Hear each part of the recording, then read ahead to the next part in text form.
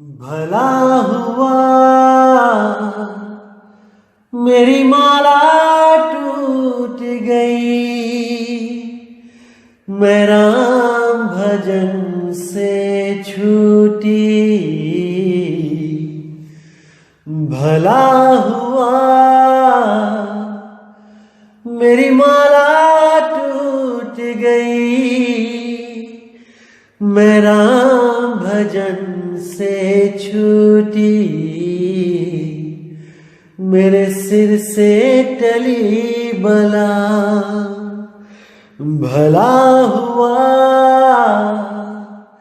मेरी माला टूट गई, मैं राम भजन से छूटी।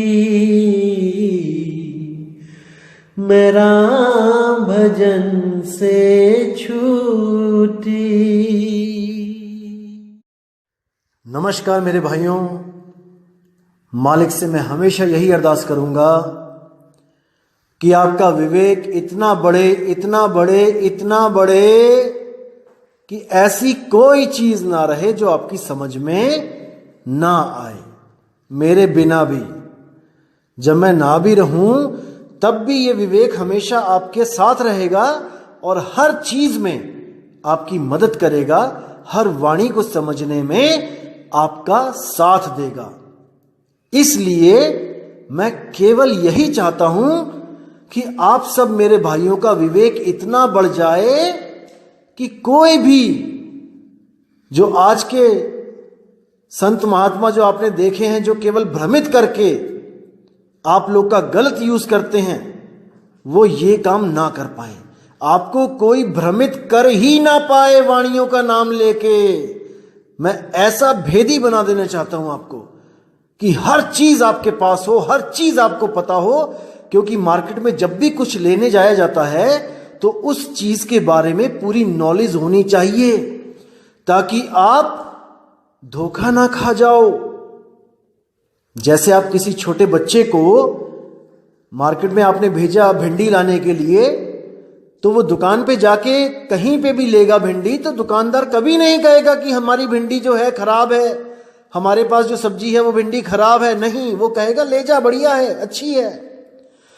लेकिन बच्चे के पास परख ना हो तो वो क्या करेगा? वो ज्यादा से ज्यादा क्या करेगा? वो देखेगा कि यहाँ पे छोटा साइज पड़ा है और इधर बड़ा साइज पड़ा है और बड़ा ही अच्छा होता है। बड़ी बड़ी भिंडी लेके आएगा, कराड़ी सी। क्योंकि हमारे दिमाग में आज तक यही बात डाली गई है कि जो ज्यादा है वो अच्छा है, कम को तो हम लोग सोचते ही नहीं कि हमें कुछ कम मिले। हर चीज में ज्यादा ज्यादा ज्यादा। कोई समोसा भी देगा हमें तो हम चुन लेंगे कि कौन सा वाला बड़ा पीस है। कोई रसगुल्ला खिलाएगा, 4 प्लेट 5 प्लेट होंगी तो बड़े वाला देखेंगे, बड़ा वाला कौन सा है। इसी तरह बिना परख के वो बड़ी बड़ी भिंडी जब घर लेके चला जाएगा तो उसकी मम्मी डांटेगी उसको कि भाई ये क्या लेके आ गया, ये तो खराब है, ये तो कटेगी भी नहीं। अरे भाई, भिंडी जब लाते हैं तो मीडियम साइज की या छोटे साइज की लेके आते हैं, तो ये भेद कौन बताएगा? अरे मां ने ही तो बताना था। अगर बिना भेद बताए, उसके बारे में बिना उसकी पहचान बताए अगर मार्केट में भेज दोगे बच्चे को तो वो लुट के ही आएगा ना। इसी तरह मैं केवल ये चाहता हूं कि आपको हर चीज का भेद पता होना चाहिए। क्योंकि संत मत की मार्केट भी बहुत बहुत ज्यादा टिपिकल है भाई।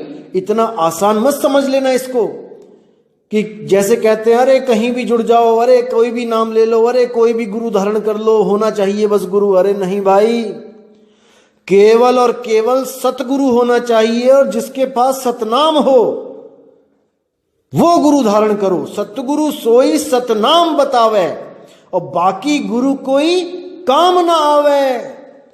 और जो लोग ये सोच के बैठे हैं कि सतनाम कोई मंत्र है, ओम सोहम मंत्र को सतनाम बना के बैठे हैं, वो अभी बहुत बड़े भ्रम में है। और उनका भ्रम परमात्मा करे जल्दी इस भ्रम से बाहर निकले और सत्य से रूबरू हों। अरे भाई, ओम काल का नाम है, सोहम परमात्मा का नाम है नहीं, तो फिर वो सतनाम कैसे हुआ? सतपुरुष का ही तो सतनाम है। अरे सत श्री अकाल का नाम ही सतनाम है, इसको समझो। तो मेरे भाई, आज बात करेंगे कबीर साहब की एक बहुत ही प्यारी वाणी है, उस वाणी पे खुलासा करेंगे वाणी का, और जो आज तक आपको भ्रमित किया गया है उस वाणी के नाम पे, आज उसको बिल्कुल सही कर देंगे। एक एक चीज क्लियर हो जाएगी कि वाणी कहती क्या है। तो पहले वाणी का नाम जानेंगे, क्या है वाणी? है साधो ये मुर्दों का गांव। कबीर साहब की बहुत प्यारी वाणी है। तो क्या कहती है वाणी? साधो ये मुर्दों का गांव। कबीर साहब कह रहे हैं कि जिस गांव में हम लोग रह रहे हैं, हम लोग वो नहीं, जहां पे हम लोग रह रहे हैं, ये 3 लोग का जो गांव है, ये मुर्दों का गांव है। यानी कि यहां पर लाशें रह रही हैं। जहां पे भी आप नजर मारोगे आपको एक जिंदा लाश दिखाई देगी।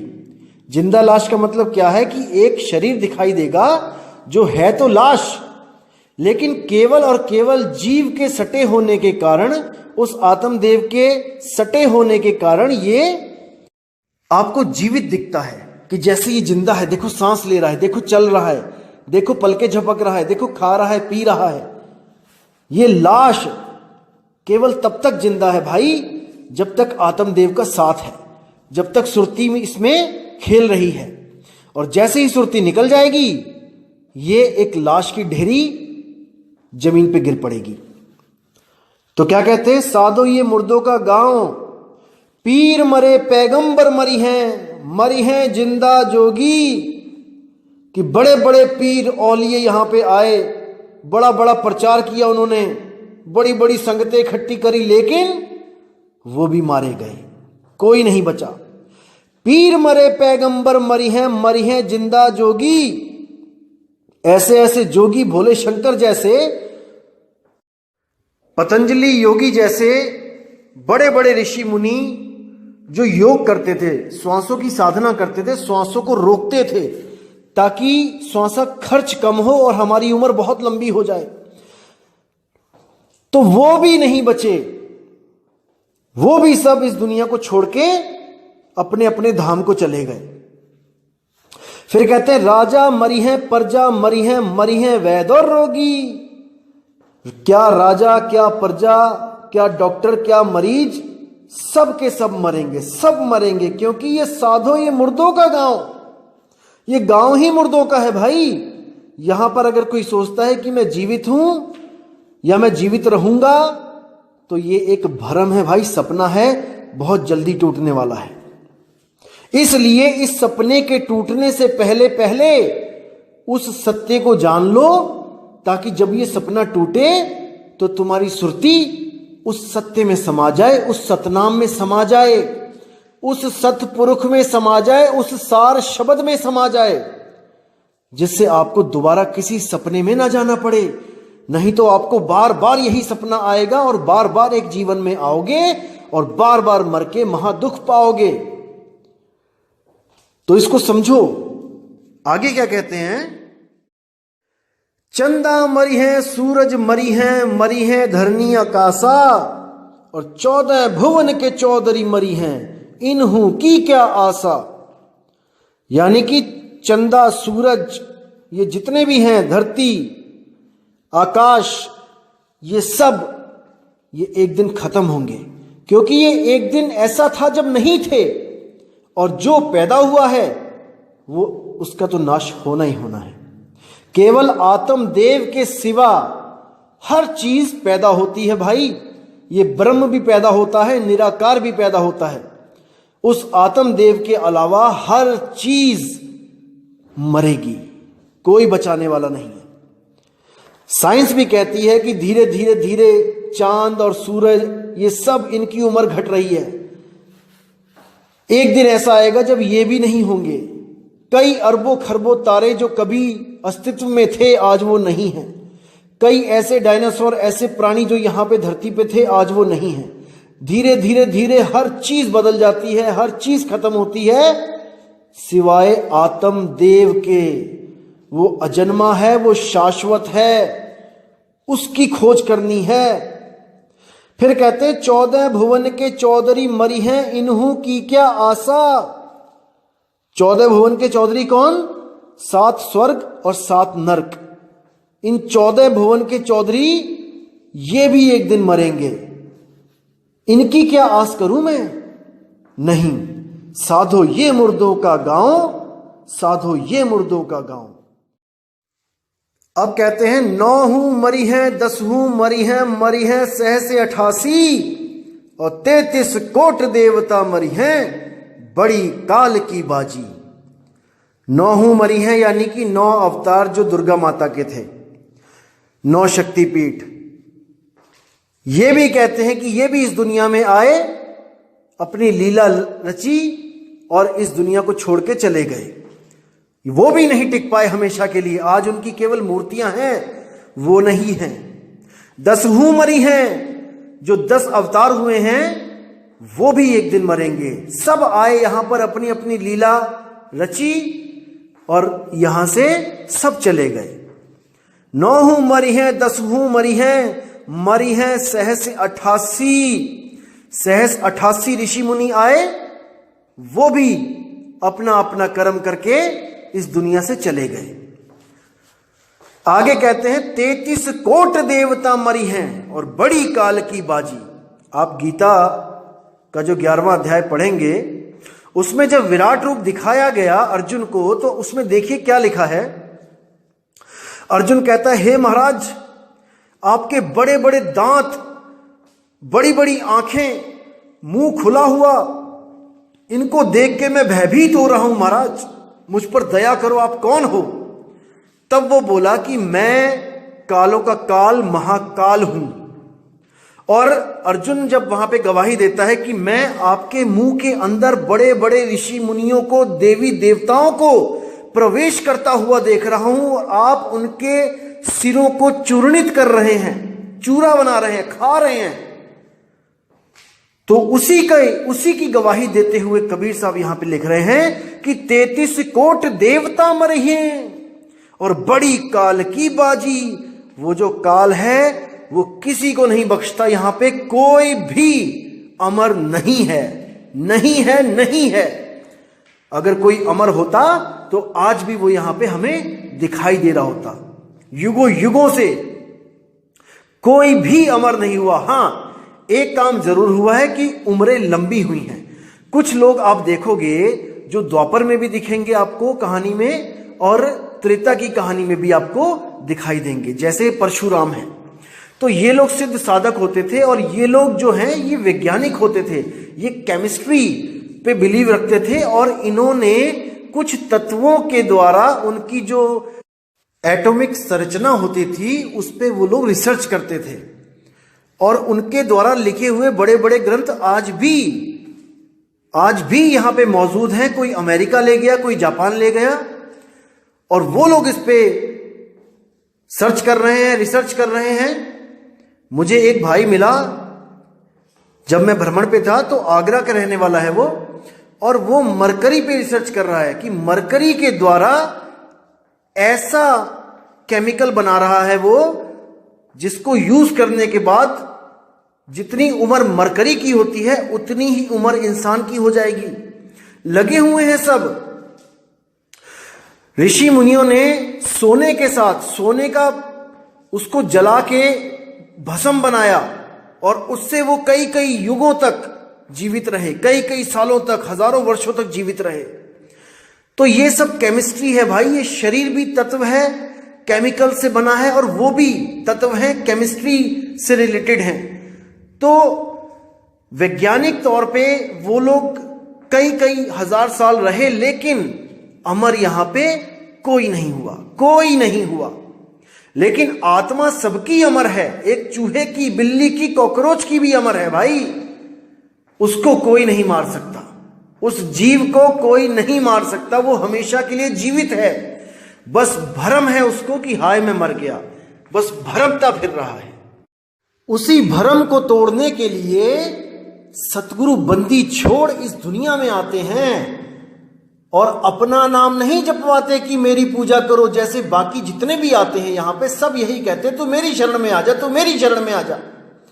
कृष्ण जी भी अर्जुन को जब ज्ञान देने लगे तो 3रे अध्याय में उन्होंने बोला कि हे अर्जुन, जो आत्मा में स्थिर हो जाता है, जो आत्मा में आनंद लेता है, उसके लिए कोई कर्तव्य नहीं है, कोई पूजा पाठ व्रत नेम, कोई यज्ञ तप कुछ नहीं है। अरे वो तो स्वयं ही मुक्त है। लेकिन जब देखा कि अर्जुन नहीं समझ पा रहा है इनको, तो उनको ये बोलना पड़ा कि तू मेरी शरण में आ जा। अगर तू आत्मज्ञान को प्राप्त नहीं कर पा रहा है, तू मेरी शरण में आ जा, मैं तुझे अपने लोक को ले चलूंगा, ब्रह्म लोक को ले जाऊंगा मैं। वहां पे कुछ समय बिताने के बाद तुझे वापिस इस दुनिया में आना पड़ेगा, लेकिन कुछ तो ऐश्वर्य भोगेगा ना भाई मेरे लोक में, क्योंकि वो उसका बहुत प्रिय था। इसलिए जो आत्मज्ञानी होता है वो किसी लोक में नहीं जाता है, वो अपनी आत्मा में स्थित हो जाता है। समझो इस चीज को। साहिब कहते हैं लोक अलोक शब्द है भाई, और जिन जाना तिन संशय जाई। वो लोक अलोक वो शब्द ही है। जब गुरु आपको शब्द का लखाव करते हैं तो आपकी अपनी सुरती को शब्द में ही लगाया जाता है, खुद के शब्द में, अपने ही शब्द में आपने अपनी सुरती लगानी है। आपा खोए आपको चीन है, तब पावे पद निर्वाणा। समझो इस बातों को। किसी की पूजा नहीं करनी है भाई, किसी की नहीं पूजनी है। अरे जो आत्मा आपके पास है वही आत्मा उसके पास है जिसकी आप पूजा कर रहे हो। या तो कम और ज्यादा है, फिर बताओ। जैसे आप भगवान राम की पूजा करते हो तो उनके पास भी तीन चीजें हैं। उनके पास क्या है? एक तन है, एक मन है और एक उनकी आत्मा है। यही तीन राम हैं, तीन राम व्यवहार है। तन मन आत्मा सबके पास है। क्या राम जी, क्या हनुमान जी, क्या शंकर जी, सबके पास ये तीन चीजें हैं। तन सबके पास है, मन सबके पास है, आत्मा सबके पास है। और आपके पास भी तो ये चीजें हैं भाई। आपके पास भी आपका तन है, आपके पास आपका मन है, आपके पास आपकी आत्मा है। क्या कमी और क्या ज्यादा है? बस कुछ रिद्धियों सिद्धियों की कमी है, रिद्धियां सिद्धियां ऊपर नीचे हैं। लेकिन भाई वो उनके समय में उनके पास थी, वो जा चुके हैं। अब अगर आपको रिद्धियां सिद्धियां चाहिए तो आप भी वो काम करो जो उन्होंने किया, भक्तियां करी उन्होंने, मंत्रों को सिद्ध किया, आप भी करो, आप भी सिद्ध हो जाओगे। लेकिन रिद्धि सिद्धि से मुक्ति थोड़ी नहीं मिलेगी भाई। मुक्ति मिलेगी आत्मज्ञान से, अपनी आत्मा के ज्ञान से। इस बात को दिमाग में डाल लो कि आत्मा सबकी अमर है। मैं डिस्क्रिप्शन में लिंक दूंगा गीता का, उसमें आप देख सकते हैं कि कैसे अर्जुन का भ्रम तोड़ने के लिए भीष्म पितामह को उस युद्ध से पहले ही मार दिया गया। उसको दिखाया गया मार के, काट के, कि देख अर्जुन, आत्मा को कोई नहीं काट सकता, केवल शरीर कट रहा है। शरीर क्या है? कपड़े। आत्मा के कपड़े, जीव आत्मा के कपड़े शरीर हैं। तो शरीरों को तो मारा जा सकता है, लेकिन आत्मा को नहीं मारा जा सकता है। जैसे हम लोग आज तक कहानी सुनते आए हैं कि राम ने रावण को मारा, कृष्ण ने कंस को मारा। अरे भाई, रावण को कौन मार सकता है? रावण को कोई मार ही नहीं सकता। केवल रावण के कपड़े, जो उसका शरीर है, उसको मारा जा सकता है। रावण को थोड़ी नहीं मारा जा सकता। रावण की आत्मा भी अमर है, जैसे हमारी अमर है, जैसे कृष्ण जी की अमर है, जैसे शंकर जी की अमर है, जैसे हनुमान जी की अमर है। राम ने केवल उस आत्मदेव के कपड़ों में तीर मारे, उसके कपड़े फाड़े केवल। समझो इस बात को। और राम ने उसके कपड़े फाड़े और राम जी की जय जयकार हुई। बिल्कुल उसी तरह अगर आज हमारे फौजी भाई आतंकवादियों के कपड़े फाड़ के लेके आके दिखाएं सरकार को कि देखो हम भी आतंकवादियों को मार के आए हैं, ये हैं उनकी ये लाशें, तो उनको मेडल नहीं मिलेगा भाई, क्योंकि वो तो कपड़े हैं। आतंकवादी कहां है? उसको कौन मारा? आतंकवादी को तो मारा नहीं, और कपड़े लाके मेडल मांगते हो, नहीं मिलेगा। इसी तरह राम जी ने केवल उस आत्मदेव जो रावण की आत्मा थी उसके कपड़े फाड़े हैं तीर मार मार के। उस आत्मा को कोई नहीं मार सकता, इसको समझ जाओ अच्छी तरह। वही आत्मा एक शरीर छोड़ के दूसरा शरीर धारण कर लेती है। वही रावण का शरीर छोड़ के आत्मा दोबारा कंस के शरीर में चली गई। क्योंकि आपको पता होगा कि ये जो द्वारपाल थे विष्णु जी के, जिनको ये श्राप मिला था सनक सनंदन ऋषियों के द्वारा, जो अपनी ड्यूटी बखूबी निभा रहे थे द्वारपाल खड़े दो, और सनक सनंदन जब स्वर्ग में मिलने गए विष्णु जी से तो उन्होंने उनको रोक लिया कि आप नहीं जा सकते, विष्णु जी की आज्ञा है कि कोई नहीं आ सकता बिना पूछे। तो उन्होंने वहीं पे खड़े खड़े श्राप दे दिया कि जाओ आप लोग मृत्यु लोक में जन्म लो। अब जब श्राप दे दिया तो बड़ी उनको हैरानी हुई कि बताओ, हम तो इतनी ईमानदारी से अपना फर्ज निभा रहे थे, हम किसी को भी बिना आज्ञा के अंदर नहीं भेज रहे थे, क्योंकि विष्णु जी की आज्ञा है कि बिना हमारी आज्ञा के कोई अंदर ना आ पाए। तो अगर हम इनको ना रोकते तो विष्णु जी हमें नाराज होते, हमारे विष्णु जी, और हमने इनको रोका, अपना फर्ज निभाया, तो अब ये हमें श्राप दे रहे हैं। देखो कितनी बड़ी दुविधा है। स्वर्ग में भी कहां चैन है। आप सोच रहे हो कि स्वर्ग चला जाऊं, अरे स्वर्ग में आपको द्वारपाल बना दिया जाए और बिना किसी कसूर के अपनी ड्यूटी सही से निभाने के विपरीत उसके फल रूप में आपको श्राप मिल जाए, तो क्या करना है ऐसे स्वर्ग का। हमने क्या करेंगे ऐसे स्वर्ग का भाई, जहां खड़े खड़े ही हमें धक्का दे दिया जाए कि जाओ जमीन पे जाओ और वहां पे राक्षस बन जाओ। बताओ, सोचिए। अब जब श्राप मिल गया तो विष्णु जी को बुलाया उन्होंने कि महाराज जी बचाओ हमें, इन्होंने श्राप दे दिया हमें। तो विष्णु जी भी श्राप काट नहीं रहे हैं, उनको ऑप्शंस दे रहे हैं कि भाई 2 ऑप्शन देता हूं, या तो 14 जन्म मेरे परम भगत बन के इस संसार में जन्म लो और समय बिताओ, या फिर जल्दी वापस आना है तो केवल 3 जन्म राक्षस बन के, मेरे कट्टर दुश्मन बन के उन जन्म को बिताओ और मेरे पास वापस आओ। अब वो दोनों सोच में पड़ गए कि 14 जन्म आपसे दूर रहना पड़ेगा, ये बहुत ज्यादा है, चलो 3 जन्म राक्षस बन जाते हैं। देखो कुछ ऐसा कोई काम नहीं किया उन्होंने कि उनको राक्षस बनाया जाए। उन्हीं दोनों को बेचारों को जो स्वर्ग में पहरा दे रहे थे, आज हम रोज हर साल जलाते हैं उसको रावण बोल के। देखो, और क्या पाप किया उन्होंने जो वहां से राक्षस बना के भेज दिया गया। कोई विचार नहीं कर रहा है, सब लगे हुए हैं बस एक दूसरे के पीछे। जो हमारे पुरख करते आए, हमारे दादा परदादा करते आए, वही हम करते आ रहे हैं। अरे उनका कसूर तो बता दो, ड्यूटी निभाना क्या कसूर है। आप ही अगर किसी अपनी आप कंपनी या अपने घर में अगर पहरेदार रखते हो और वो किसी भी ऐरे गैरे को अंदर भेज देता है बिना पूछे, तो आप नाराज होगे कि नहीं होगे। जब आप एक इंसान होके नाराज होगे तो वो तो भगवान विष्णु है भाई, उसकी सिक्योरिटी देखो कितनी होगी टाइट। यहां पे एक छोटा सा मंत्री होता है, उसकी सिक्योरिटी इतनी टाइट होती है कि बिना आई कार्ड के, बिना पास के अंदर नहीं जा सकता कोई। तो वो तो भगवान विष्णु का घर है भाई। वहां पे अगर सनक सनंदन को रोक लिया तो क्या गुनाह कर दिया। लेकिन नहीं, श्राप देना है और भेज दिए यहां पे मृत्यु लोक में राक्षस बना के। आज तक जला रहे हैं उन बेचारों को।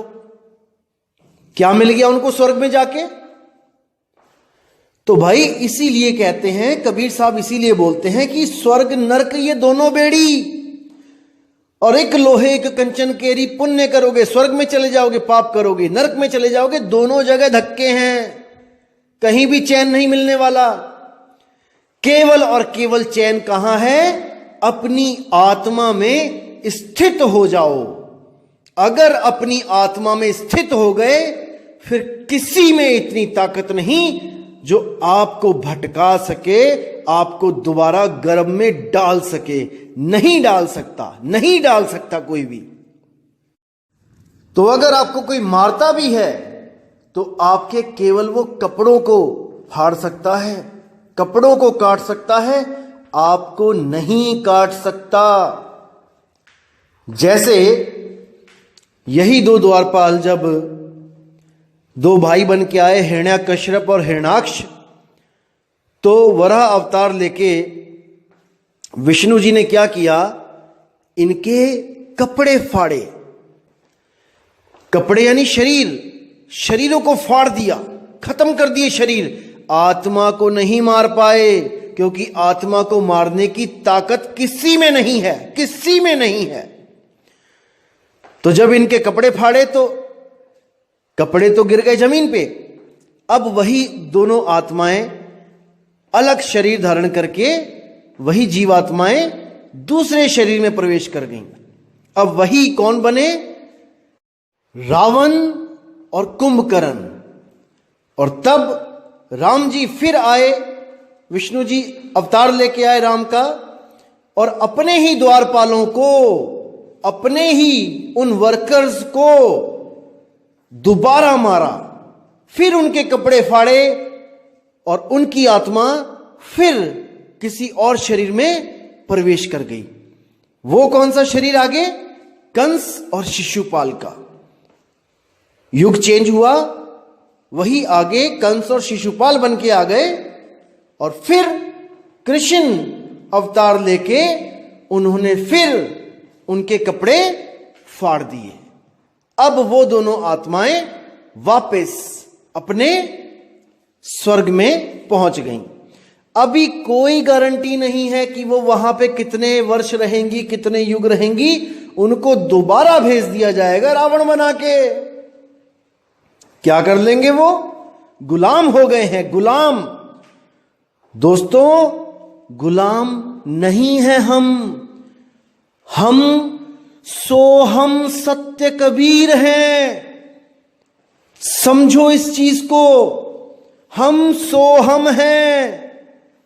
लेकिन इस मन ने, इस ब्रह्म ने हमें भ्रमित करके गुलाम बना रखा है, गुलाम बना रखा है। अगर अभी नहीं जागोगे तो कभी नहीं जागोगे मेरे भाई। इसीलिए साहिब कहते हैं कि अपने आप को जान ले कि तू कौन है, और जब तूने अपने आप को जान लिया तो तुझे भ्रमित करने वाला कोई पैदा नहीं हो सकता, नहीं हो सकता। तो इसलिए मेरे दोस्त, मेरे भाई, आत्मज्ञान में आ जाओ, आ जाओ आत्मज्ञान में। छोड़ दो बाकी सब अक्षरों का ज्ञान, श्वासों का ज्ञान, तत्वों का ज्ञान, सबको छोड़ दो। केवल आत्म ज्ञान में स्थित हो जाओ। वही एक लक्ष्य बनाओ अपना, अपनी सुरती को टिकाने का, और वो हमेशा के लिए मुक्त वहीं पे जाके होगी। तो साहिब आगे क्या कहते हैं, नाम अनाम अनंत रहत है, दूजा तत्व न कोई, और कहे कबीर सुनो भाई साधो, भटक मरो मत कोई। तो साहिब साफ कहते हैं कि नाम अनाम, कि वो जो नाम है जो अनंत रहता है, जिसको सत नाम कहते हैं, जिसको परमात्मा का नाम कहते हैं, जिसको बाबा नानक कहते हैं नाम बिना सब कूड़ पसारा। उस नाम के बिना सब कूड़ है, हर चीज कूड़ है, हर चीज का नाश हो जाएगा। केवल नाम अमर है।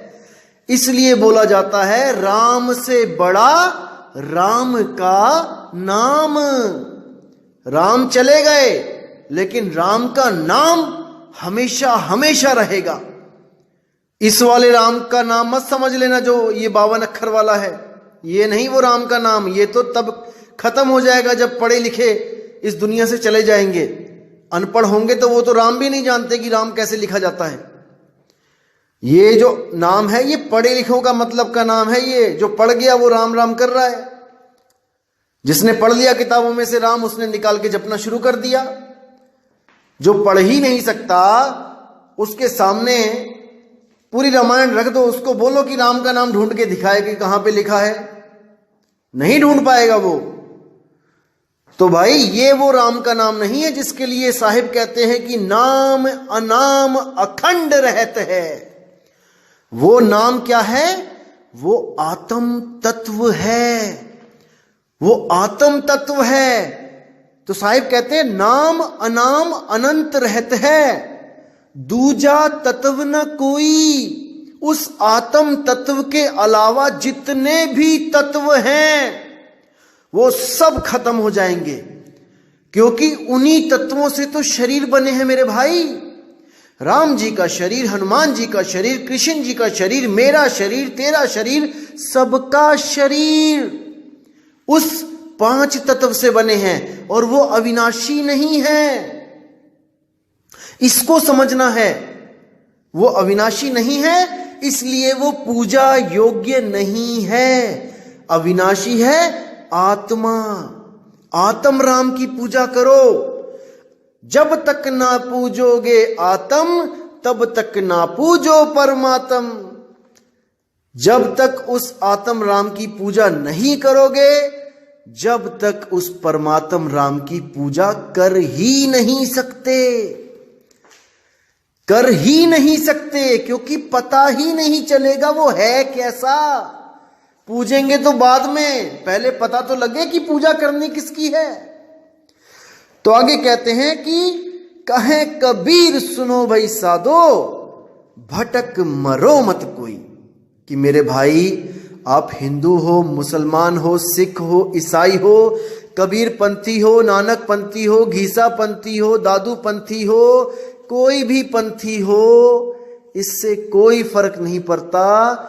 सत्य सबके लिए एक है, सत्य एक है। कोई ये ना सोच के बैठे कि कबीर पंथी अपने आप को ऊंचा होने के लिए हम लोग को नीचा बता रहे हैं। नहीं मेरे भाई, वो नाम आपका भी अखंड है, वो नाम मेरा भी अखंड है, लेकिन हमने उस नाम को प्राप्त करना है, ना कि ओहम सोहम को जपना है। समझो इन बातों को। एक जन्म मिला है मेरे भाई, अगर इसमें नहीं विवेक लगाया तो 84 लाख में भ्रमण करना पड़ जाएगा, इतना समझ लो। तो इसलिए मैं कह रहा हूं मेरे दोस्त, मेरे भाई, कि हमने उस तत्व को ढूंढना है जो अनंत रहता है। नाम अनाम अनंत रहत है। इसको आप ऐसे मान के रखो कि आत्म तत्व अनंत रहत है, दूजा तत्व ना कोई। कहे कबीर सुनो भाई साधो, भटक मरो मत कोई। वो अनाम है, नाम अनाम, उसका कोई नाम नहीं है। कोई कहे कि उसका नाम ओम सोहम है तो नहीं है, कोई कहे कि उसका नाम कृष्ण या कबीर है तो नहीं है, कोई कहे उसका नाम नानक या दादू है, नहीं है, उसका कोई नाम नहीं है। लेकिन उसके ही सारे नाम हैं। इसको जानो, इसको समझो, क्योंकि हम लोगों ने उस तत्व के अनंत नाम रख दिए हैं। अरे कृष्ण कबीरा एक हैं, कहन सुनन में दो, और दो करके वो जानते जिन्हें सतगुरु मिला ना हो। वो सतगुरु जब मिलता है वो आत्म ज्ञान देता है। कृष्ण में भी आत्मा है, राम में भी आत्मा है, मुझ में भी आत्मा है, आप में भी आत्मा है। हमने एक दूसरे की पूजा नहीं करनी है, हमने उस आत्म राम की पूजा करनी है, आत्म राम की पूजा करनी है मेरे भाई। उसी को प्राप्त करने पर आपकी सुरति स्थिर हो जाएगी, एक जगह टिक जाएगी। उसके बाद ये जितना भी 84 का भ्रमण है, ये हमेशा के लिए खत्म हो जाएगा, हमेशा हमेशा के लिए। सोच के देखो एक बार कि आप मुक्त हो गए हो, मुक्ति मिल गई है। वाह क्या बात है। अरे इंसान जन्म तक में हमें सुख नहीं मिल रहा है, 84 में तो ऐसा दुख है कि सोच भी नहीं सकते, सोच भी नहीं सकते। जंगलों में शेरों के बीच में पैदा हो जाओगे हिरन बनके, भाई भगा भगा के मारेंगे और कोई बचाने वाला नहीं होगा। जो कोई खड़ा भी होगा तो वीडियो बना रहा होगा आपकी। देख लो नेशनल ज्योग्राफिक चैनल्स में क्या हो रहा है, डिस्कवरी में क्या होता है। गाड़ियों में इंसान खड़े होते हैं, शेर उनके सामने पकड़ लेता है हिरन के बच्चे को, लेकिन वो बचाते नहीं है, वो फोटो खींचते हैं केवल। तो मेरे भाई उस समय को याद करो जब 84 में चले जाना है, बिना भक्ति के, बिना उस सच्चे शब्द के। तो उससे पहले मेरे भाई उस शब्द की परख कर लो, परख लो कि तुम्हारे गुरु ने तुम्हें कौन सा नाम दिया है। क्योंकि कोई भी गुरु ये नहीं बोलेगा कि वो अधूरा है। ये आप देखोगे, आप परख करोगे कि मेरे गुरु के पास किस नाम का, किस शब्द का भेद है। क्या 5 नाम है, क्या 3 नाम है, या एक नाम भी है तो क्या वो बोलने वाला है? 52 अक्षर नाम है जो तब पैदा हुआ है जब ये 52 अक्षर पैदा हुए हैं। तो मेरे भाई कल्याण नहीं होगा, नहीं होगा। ऐसा नाम चाहिए जो अनाम है, अनंत है, अनादि है। ये दुनिया भी नहीं बनी थी तब भी वो नाम था। उस नाम की बात करते हैं संत महात्मा, उसको जानना है। तो दोस्तों मैं पूरा विवेक आपको देना चाहता हूं, हर चीज आपको क्लियर करना चाहता हूं कि कोई भी अधूरा गुरु आपको भ्रमित ना कर पाए, आपकी जिंदगी के साथ खिलवाड़ ना कर पाए। ये खुद तो घूमते हैं हवाई जहाजों में आपके पैसों से और आपको फेंकते हैं 84 में, क्योंकि मरने के बाद आप इनका कुछ नहीं बिगाड़ पाओगे। जीते जी पकड़ो इनको, जीते जी अभी पकड़ो इनको कि ये कितने पानी में है, ये कितने ज्ञानी है, ये किस शब्द के भेदी हैं। अभी पकड़ो इनको, तुम एक बार निकल जाओगे, शरीर से मौत हो जाएगी, इनका कुछ नहीं बिगाड़ पाओगे मेरे भाई। अभी इनको आईना दिखा दो कि तुम क्या नाम लेके गुरु बने हुए हो। अभी मौका है, फिर नहीं मिलेगा। तो दोस्तों इसी के साथ मैं विदा चाहूंगा और मैं परमात्मा से अरदास करूंगा कि आपको इतना विवेक दे, इतना विवेक दे कि कोई आपको मूर्ख ना बना पाए। अरे बहुत बन लिए, बहुत बन लिए, युगों युगों से बनते ही आ रहे हैं। अब नहीं, अब नहीं, अब नहीं, अब नहीं। तो मेरे प्यारे भाइयों, अब मैं आपसे विदा चाहूंगा। जय गुरुबंदी छोड़ वैराग साहिब जी की, जय गुरुबंदी छोड़ मदन साहिब जी की, जय जय गुरुबंदी छोड़ सतगुरु सत्य कबीर साहिब जी की। सदा ही जय हो, सदा ही जय हो साहिब।